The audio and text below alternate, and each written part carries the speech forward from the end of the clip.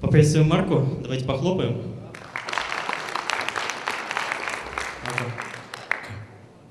Hello, everybody.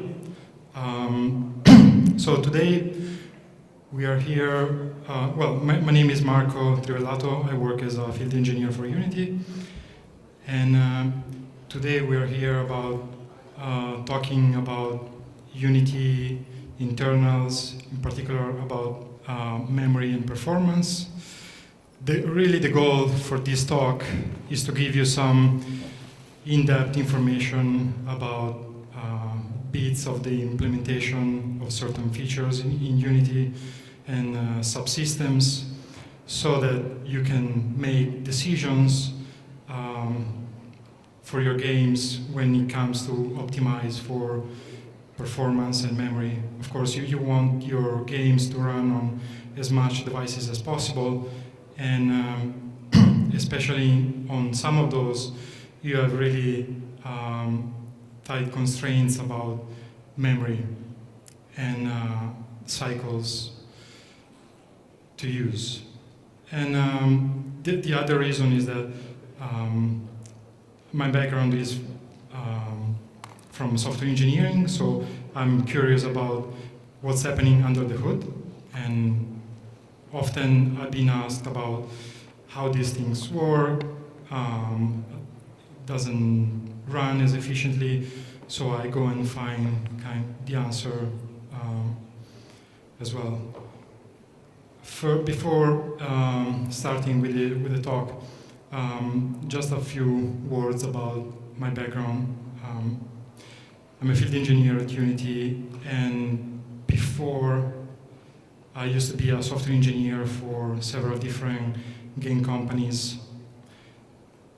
I worked for EA and other game studios mainly on game engines, on rendering and systems, focusing mostly on profiling and then optimizing and getting the games running as efficiently as possible on platforms like PS3 or mobile. And I worked on several titles. But you're not here to know about me, and so let's get started with the talk. Today I'm going to talk about memory in general, and garbage collection, which is usually one of the challenges that we need to work around. And then I'm going to talk about mesh internals. It's a strange topic, but I think it's interesting to share some knowledge about what's happening when we use certain features, especially the trade-offs between performance and memory. And then a little bit of scripting, and I'm going to talk about the internal job system coming Unity 5. And I'm not going to talk about the profiler, not going to teach you how to use it. Just to get a sense of the audience, how many of you consider yourself a programmer? Okay. How many of you are not programmers? Okay. And how many of you use the profiler? That's good.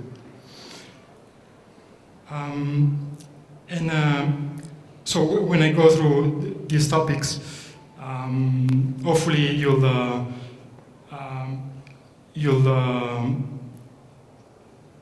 listen and take away some suggestion and recommendation that you can apply to your projects. In terms of memory, Unity has different memory domains. There's a native one, which is internal.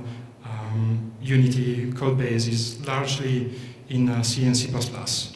And so there is a memory domain that is native, where we allocate all the asset data like textures, all your clip meshes, and then wrappers, the native implementation for game objects and components, like the transform and the rigid body or whichever component.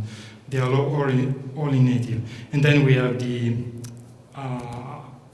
managers for systems like rendering, physics, and input, and so on. The other domain is managed, which is Mono, where we have scripted objects and the wrappers for the Unity objects that are created in native land, but they have a corresponding entity in managed. Then we have the native DLLs, which are user DLLs or other external DLLs. Just want to mention which are the internal allocators. You're never going to see them from the editor or the scripting,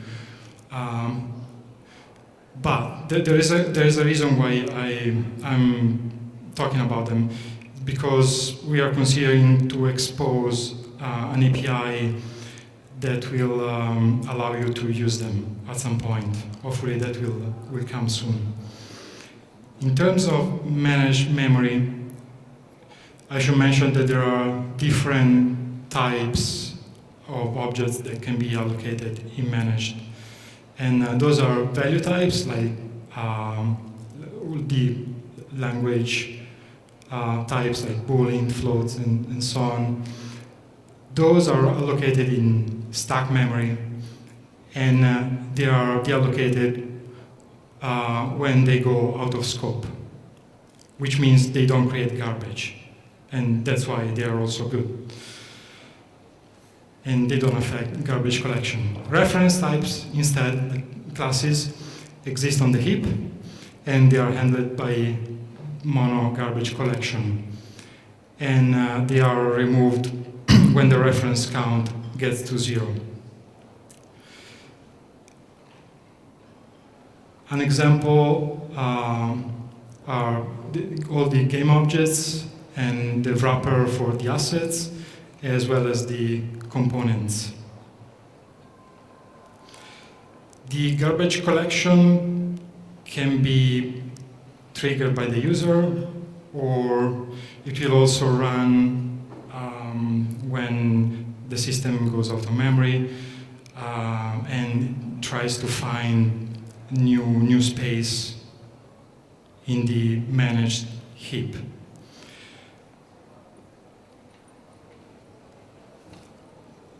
Let's talk about some internal details about the Mano memory. Basically, Mono has its own memory pool, which is allocated from native.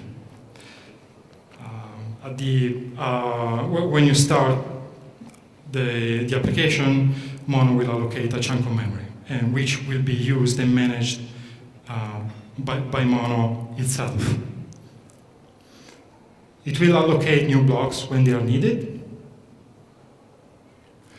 and heap blocks that have been freed are then kept by Mono for later use.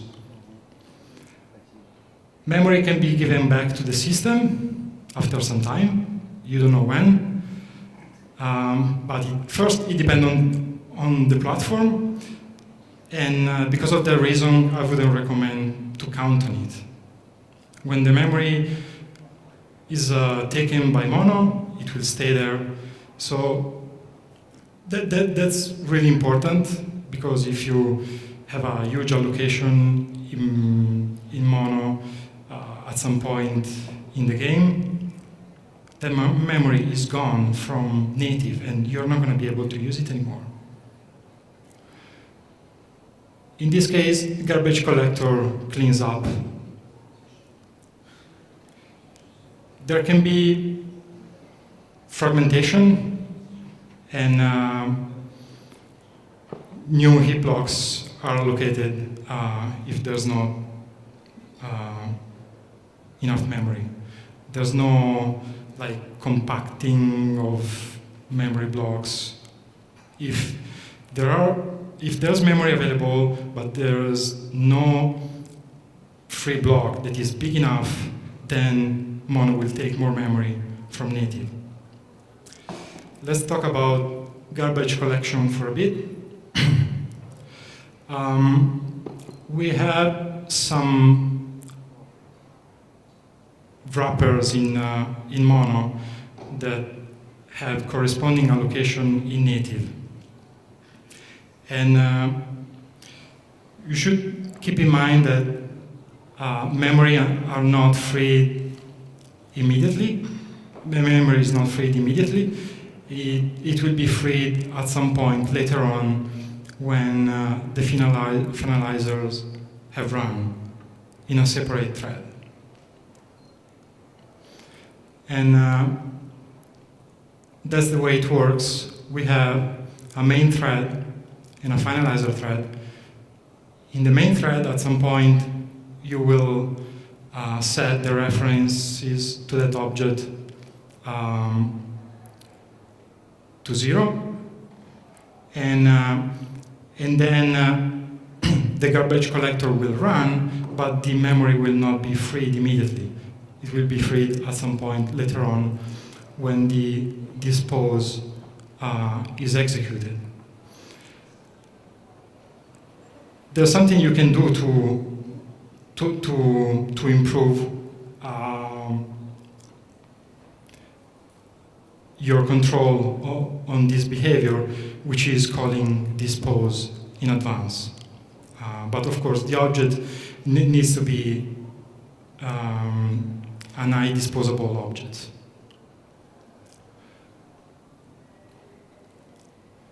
So, garbage collection.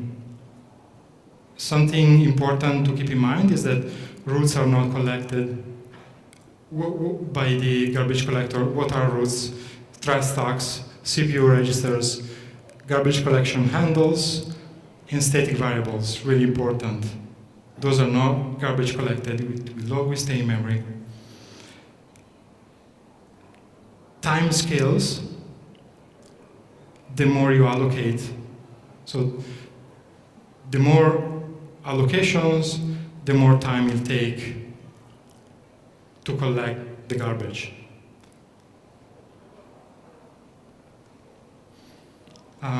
There are a few things we can do, and I thought this was an interesting example to show.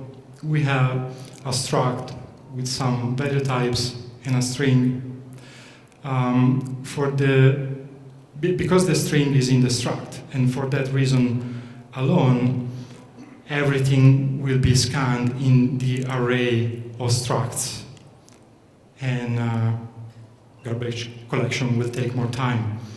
If we turn the same into a different layout, and we use different arrays, then the garbage collection will only go through the strings. It doesn't care about the other ones. Some best practices. Reuse objects. I think you learned, you heard about this one many times, but it's good to reinforce this message. And one way you can do it is by using pools of objects. Prefer stack-based allocations so that you don't leave garbage behind, which means using structs. You can manually call garbage collection collect. And sometimes, I've read it several times, that calling 6 times garbage collection collect will actually free the memory to the system memory. No. And you can use the dispose to clean immediately certain objects, certain disposable objects. Try to avoid temporary allocations. Don't use find objects if possible. If you have to use it, it's better to cache the results. Do it in your start function, and then use the results in the update, something like that. As well as for the link expressions. Try to avoid string builder for string concatenation. I'm sure you heard this one before. And try to reuse large temporary buffers. If you have a function with a large buffer, it's better sometimes to pull it out as a member of the class and keep it there so that it will be reused whenever that function is called. And also, toString creates some temporary allocations, as well as the tag helper. You should use compare tag instead, which is faster and doesn't allocate any memory.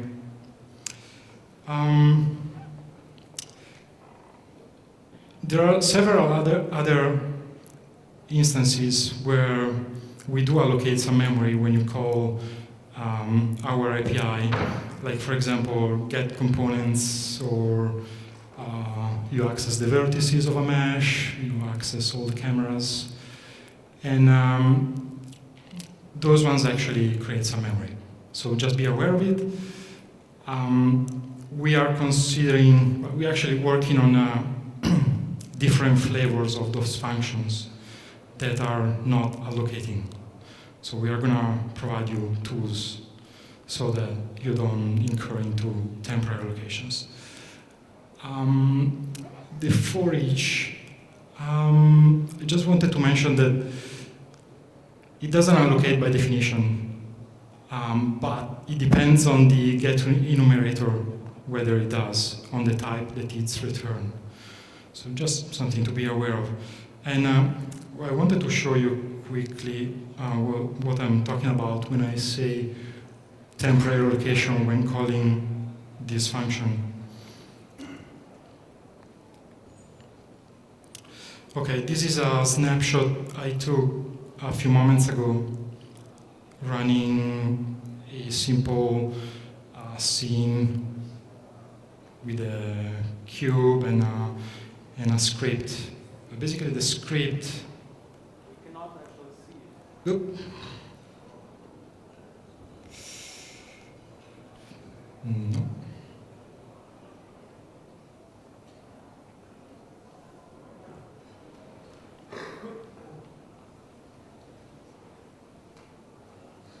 Sorry about that.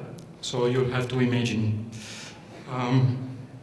I created a script where I'm calling GetComponents.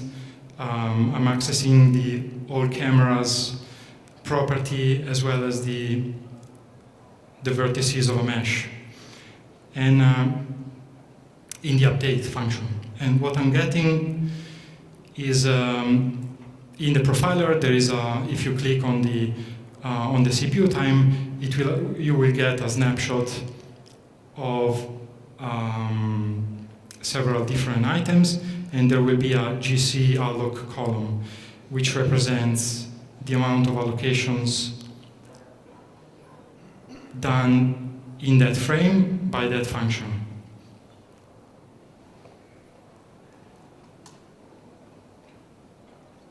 And it just shows that there is actually an allocation.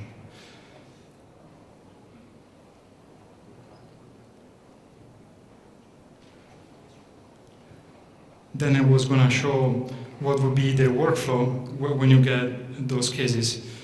You run your game on the device, you profile it with remote profiling. You spot an allocation, but you don't really know where it's coming from. You know it's from a script, but you don't know from where. So the workflow should be something like you go back to the scene. Oh, there it is. Okay, thanks. Okay. There's the allocation, the GCalloc column. There are 352 bytes allocated in this specific frame, but it just says temp alloc test update. All right.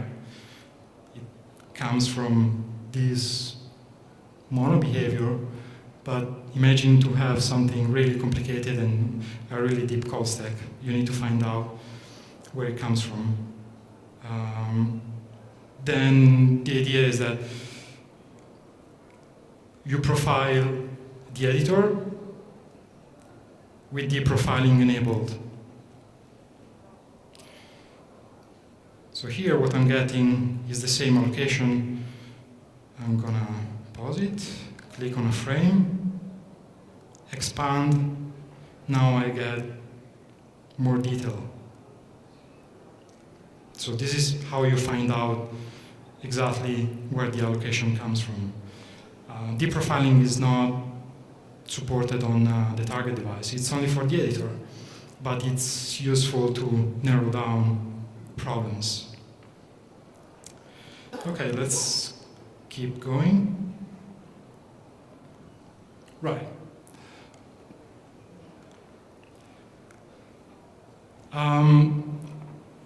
There are fragmentation problems sometimes, depending on the type of game and what's the memory usage.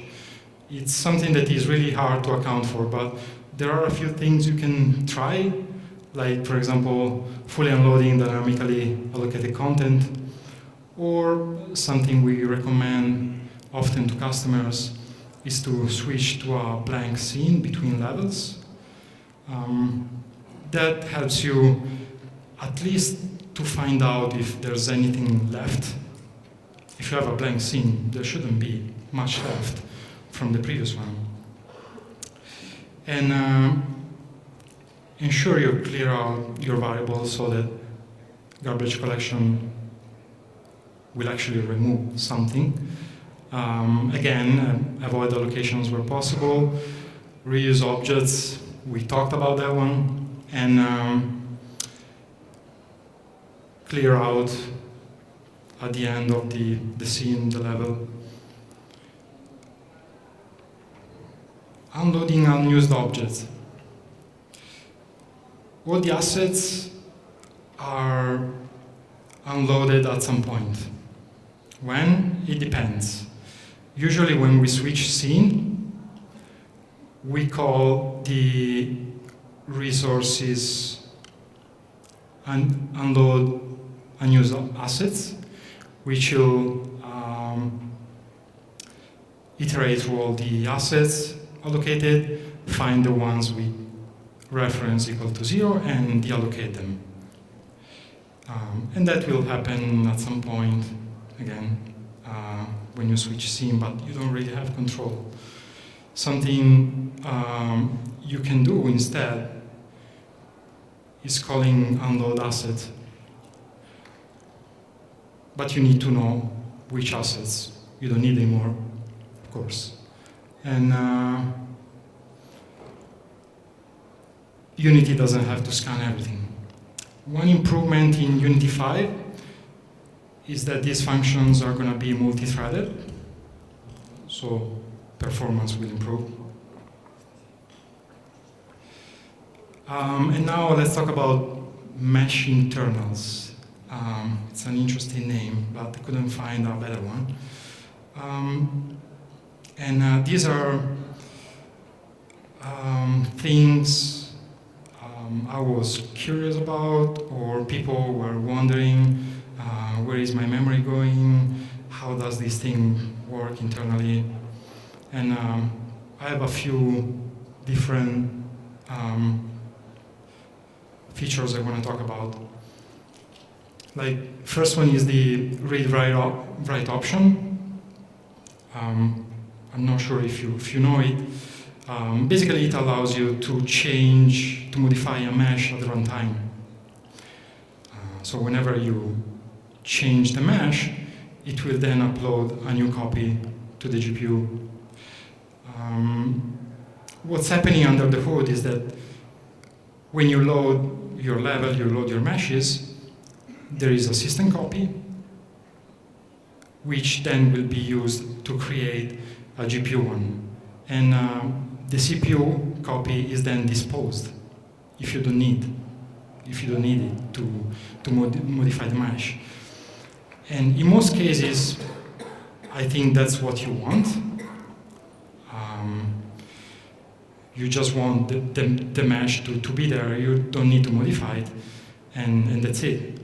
But the problem is that it's enabled by default, so you're wasting memory.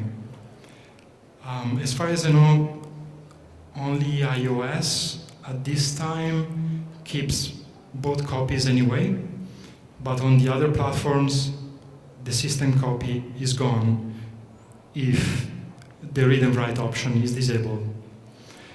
So it's something to keep in mind when you import your project, your meshes. Make sure that option is disabled. Otherwise, you're gonna pay some cost without knowing.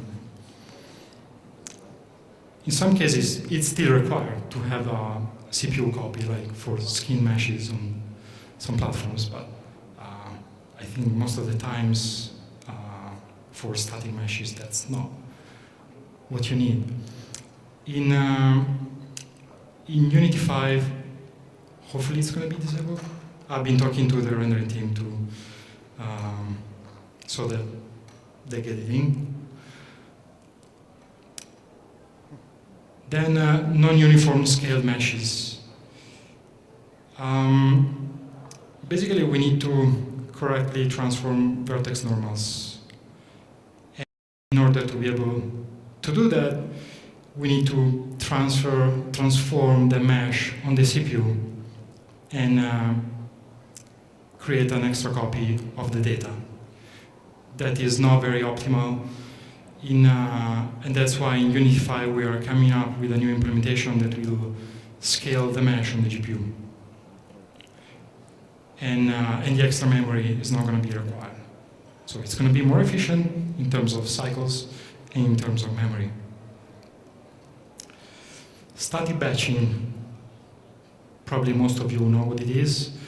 It's basically an optimization that reduces the number of throttles and state changes based on the material.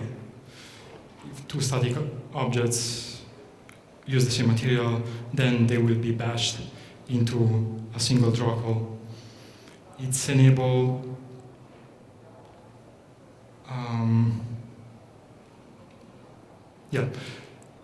in the player settings, there is a global option, and then you need to tag every single object you want to statically batch. And that's good. However, how does it work internally? First of all, at build time, vertices are transformed into world space. Not a big deal. And besides the fact that it's going to require some memory. And at runtime, the index buffer is created. A new index buffer is created with only the vertices of the visible triangles. So there is some overhead. Basically, you are trading memory for cycles. So when you enable static batching, be aware, okay, we are gaining some performance, but you're paying for it, and you're paying with some memory. Unity 5, we re-implemented static batching so that at least we don't recopy the index buffers at runtime. Similar to static batching is dynamic batching. Batches non-static objects that use the same material. How do you enable it? Again, there is a global option in the player settings, and there's no per object option that you enable. You don't need to tag. And that's good and bad, because it automatically works, And sometimes people wonder, is it enabled, is it not enabled, why it doesn't work. So I took this from our source code. And basically, you need to satisfy those conditions in order for the mesh to be dynamically batched. And there's a threshold of 300 vertices, 900 attributes per mesh, and there's also an indices threshold. Just wanted to put that up there so you know what are the constraints, and hopefully you can you know why it doesn't work. What you can do is to make your meshes to be small enough so that they are batched, but not always that's possible. So how does dynamic batching internally works? Objects are transformed to workspace on CPU at runtime. So we are optimizing, but there's also a little bit of overhead, and in cycles, and as well as in memory, because we are creating a new vertex buffer or index buffer. Everything is rendered in one droplet. But because there is some overhead, that's the reason why we didn't just enable it for all meshes or of all sizes. What I've been trying to get the rendering team on board on is to at least expose those parameters so that you can change them, maybe per platform. Like, for example, the maximum number of vertices. If you are able to control it, I think it's gonna be better. You know your game and the platform you're targeting better than us. So hopefully that's gonna come very soon. A few words about mesh skinning. I'm gonna try to speed up because I'm running out of time. We have different implementations depending on the platform. We try to take advantage of the platform whenever we can.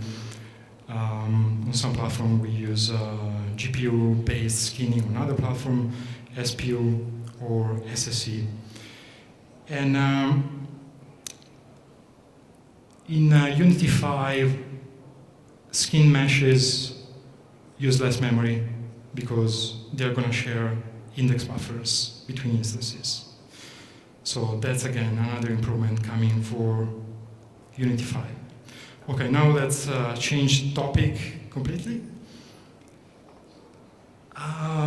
Mono and Unity 5. What's happening with that? There's no upgrade, unfortunately. I know, you're sad now. We are mainly fixing bugs. However, we are also working on Webgl. Why am I mentioning Webgl? And why is that important? Because Webgl is using a different technology called IL2CPP that we internally developed as a .NET runtime. IL2CPP is briefly mentioned in that blog post. However, the scripting team is going to make a specific blog post only to talk about IL2CPP and what's coming in the future releases of Unity and how is that it's going to affect you and like in general, like what's the roadmap? We want to share more with you. So stay tuned. Blog post is going to be up on our website very soon. Okay, earlier we briefly talked about the get components. Now we just want to mention Getcomponent. Basically asks the game object for for a specific component of a specific type. And in order to do that, we internally need to iterate a list of components that is inside the game object. So there's a cost for it. Just keep in mind, if you call GetComponent very often, you're gonna incur into some performance penalty. It's better in that case to cache the component somewhere so that you don't need to ask for it over and over again. And the way it works is that the first component that matches the type or is derived from it will be returned to the caller. Not too much overhead, but it needs to iterate through the list and call into native code. So there is some. Just keep in mind, it's not free. Property accessors like transform, rigid body, camera. Basically, in order to make our engine more modular, we decided with Unity 5 to get rid of most of them. I think with the exception of the transform component, which is probably the most used one. Thankfully, there's going to be an upgrade process so that when you import your project into Unity 5, you upgrade, it will recognize you're accessing things like rigid body and other properties, and those will be converted into GetComponent.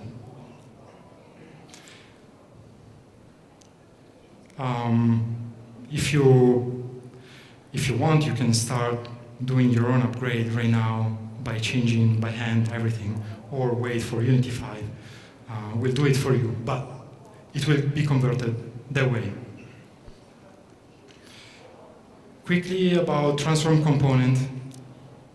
It's an interesting because, as I mentioned, it's very used by everybody.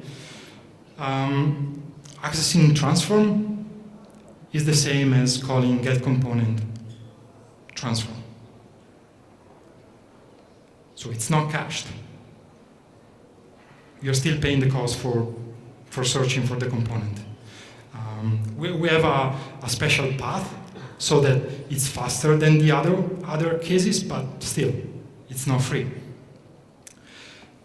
So when you access the transform component, it needs to find the transform, traverse the hierarchy.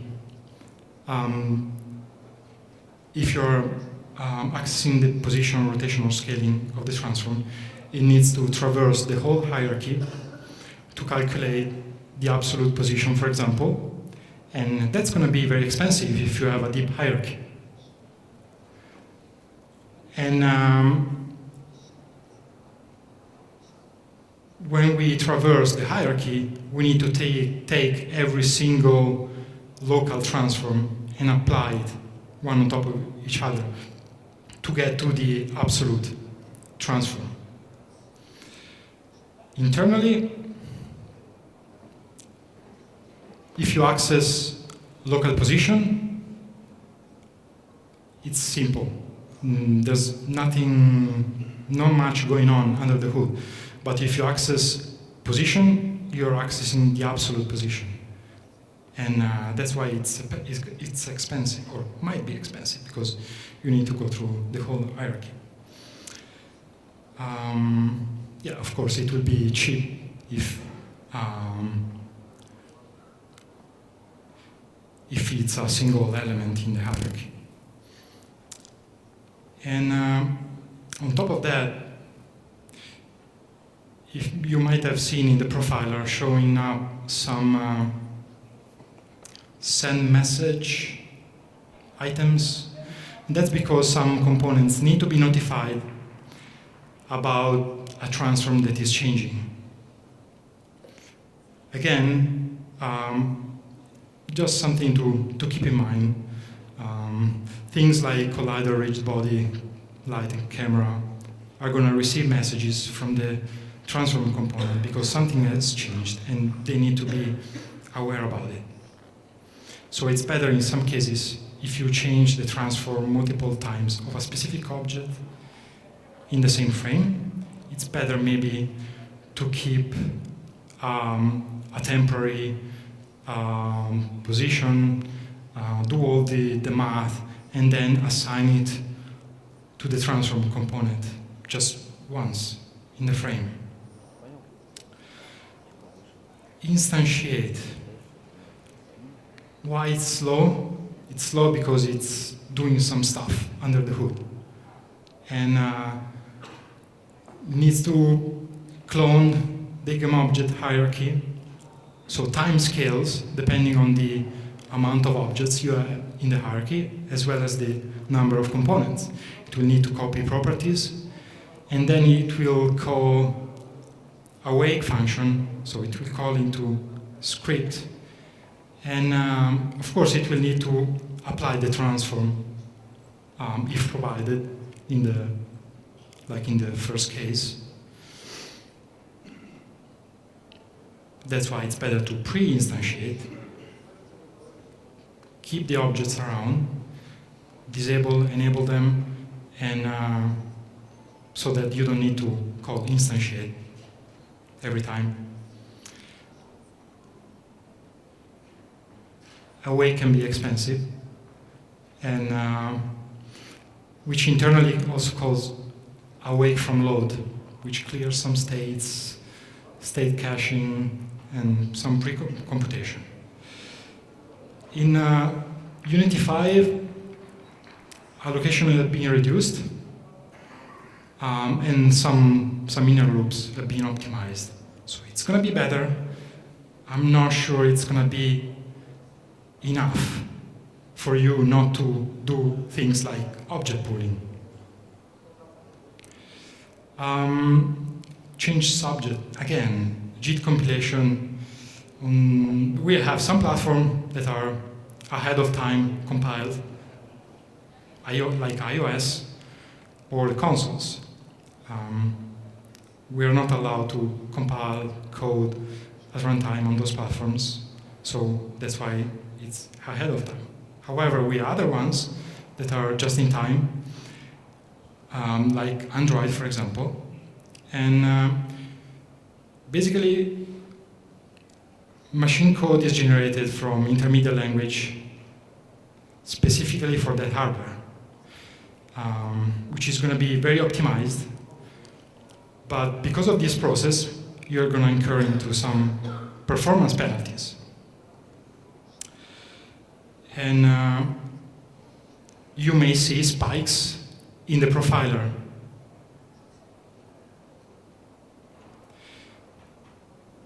What can you do about it? You can pre-JIT, or at least you can try. Unfortunately, when I looked at the prepare method, which is supposed to compile at runtime your code, that's the implementation. It's empty. So I found an alternative, which is get function pointer, which will actually compile. So if you have some code, some large function that is showing up in the profiler the first time the function is called, then probably that's why. It's because it's compiled at runtime. What you can do is to call that get function pointer from the method handle. There is still going to be some overhead when you call it, but not that much. So that's a way to mitigate that problem. I don't have much time left. Quickly, I'm going to talk about the job system in Unity 5. It's a worker thread-based system that we use internally. So it's in native, okay? But I want to mention, and I'll explain why. The goal is to make it easy to write very efficient job-based multi-threaded code. And jobs should be able to run safely in parallel to script code. Why? Because of modern architectures that are multi-core. We developed for Xbox 360, 3 cores. The PS3, one main CPU core, but then all the CPUs that you need to take advantage of. And now on mobile devices, on iPhone and Galaxy, we're getting 4 cores devices. The problem is that if you don't write your code so that you take advantage of it, it's wasted cycles. You're not using them. So we built a framework so that we rebuild some of our subsystems to take advantage of it, to have as many things running in parallel. And this will ultimately lead to better performance. We're also going to provide a tool to analyze what's happening under the hood. I'm not sure I have time. Let's try to demo it quickly. Okay, this is an alpha build of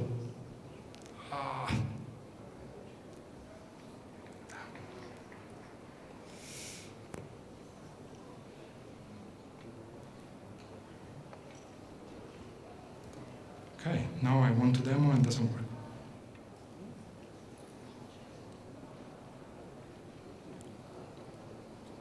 Okay, I'll just talk about it. I was going to show you a demo of 3,000 characters running around in a scene, and with all different animation and using nav meshes for the navigation pathfinding.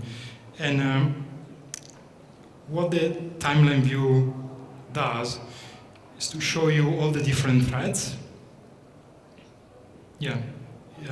Basically, you see the main thread and all the worker threads, and then you can drill down and see all the jobs, how they are scheduled.